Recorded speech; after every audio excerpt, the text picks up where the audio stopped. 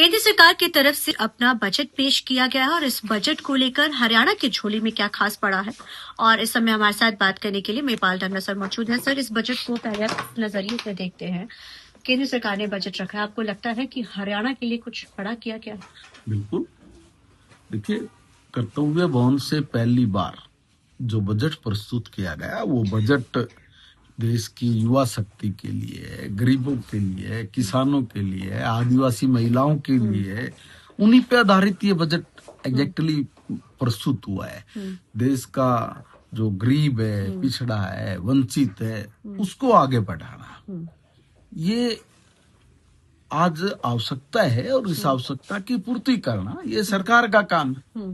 दूसरा, जैसे आपने कहा कि हरियाणा से संबंधित, अब हरियाणा में भी अगर हम सांस्कृतिक दृष्टि से बात करें तो राखी गढ़ी जैसे केंद्र को पुनर्जीवित करना, पुनर्जोद्धार करना और उसको एक टूरिस्ट हब के रूप में विकसित करना, ऐसे जो 15 सांस्कृतिक जो धरोहरें हैं उनमें हरियाणा को अभी संजोए रखने की बात आज इसमें हुई है। और 10,000 युवाओं को गाइड के रूप में उनको प्रशिक्षित करना, उनको रोजगार उपलब्ध कराना, उसमें हरियाणा का भी नंबर है।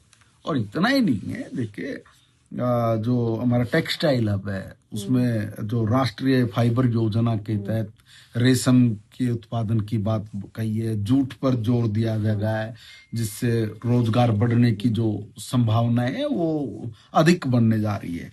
हैंडलूम मिशन के जरिए भी प्रोत्साहन दिए जाने की बात आई है।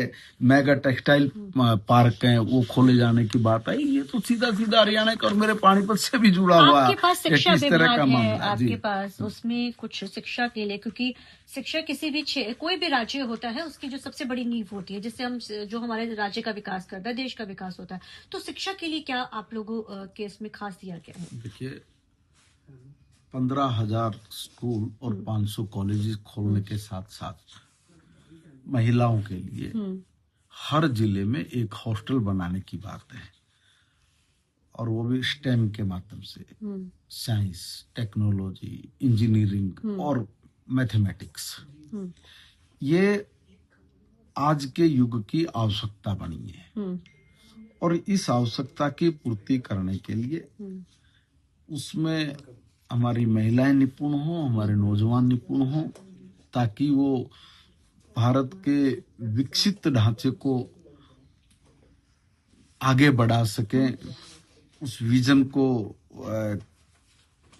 पूरा कर सके, उसको पूर्ण करने के लिए जिस तरह की आज आवश्यकता पूरे वैश्विक दौर में नजर आती है उसको पूरा कर सके, उसके लिए जरूरी है सब चीजें। विपक्ष लगातार ये कह रहा है, रणदीप सुरजेवाला ने भी इसका ट्वीट करा है, वो कह रहे हैं कि ये बजट समझ में नहीं आ रहा कि आखिर दिया क्या है। हरियाणा तो बिल्कुल खाली झोली है और ये दूसरी पार्टियों का भी यही कहना है कि बजट में कुछ भी है नहीं इस बार के।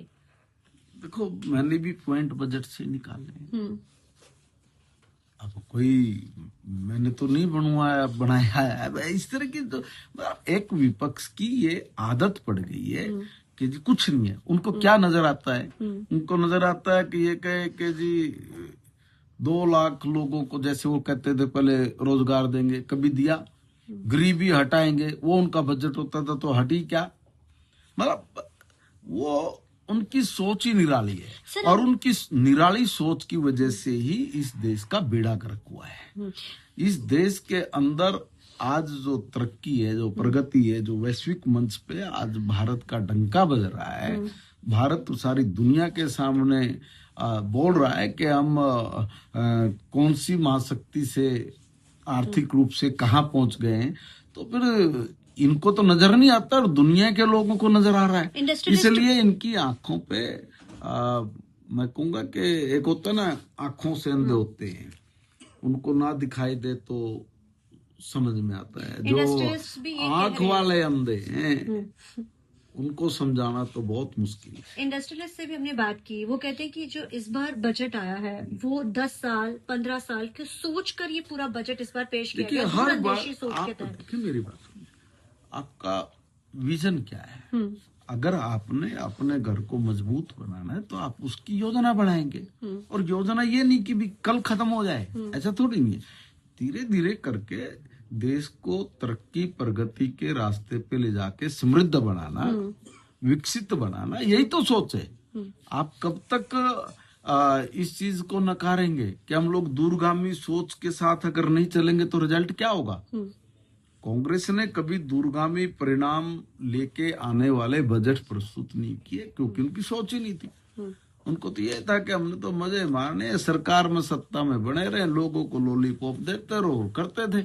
अब लॉलीपॉप से बात नहीं बनेगी। अब युवा और ये देश ये चाहता है कि हम आगे बढ़े, दुनिया के बाकी देशों की तरह हमें भी बढ़ना है, आगे मजबूत बढ़ना है, समृद्ध होना है। उसके लिए योजना बननी चाहिए, वो योजना बनी। आपसे आखिरी सवाल है, थोड़ा हटकर है। आज देश के प्रधानमंत्री पंजाब दौरे पर हैं। सुबह उन्होंने बजट पेश किया, अभी वो थोड़ी ही देर में जलंधर जो है रविदास जयंती है उसके मौके पहुंच रहे हैं। तो आप इसको किस तरीके से देखते हैं? क्योंकि सीएम सैनी भी लगातार जो है पंजाब में एक्टिव है। इसको लेकर विपक्ष भी सवाल खड़े कर रहा है कि हरियाणा कहाँ है और पंजाब पर नजर है।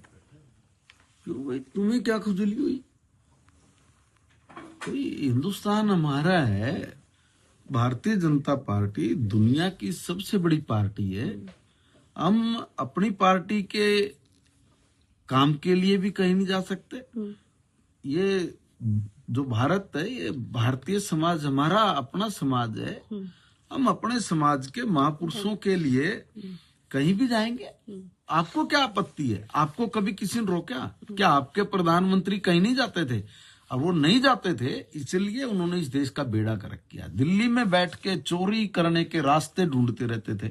अब एक व्यक्ति इस देश के महापुरुषों के सम्मान के प्रति, उनकी एजुकेशन से, उनके प्रति, उनके आदर्शों, उनके पथ के प्रति अगर विश्वास रखते, उस पर आगे बढ़ना चाह रहा, तो इनको मिर्ची लगी हुई है। क्यों लगी हुई है भाई? आप भी जाइए ना, आपको कोई रोकता है?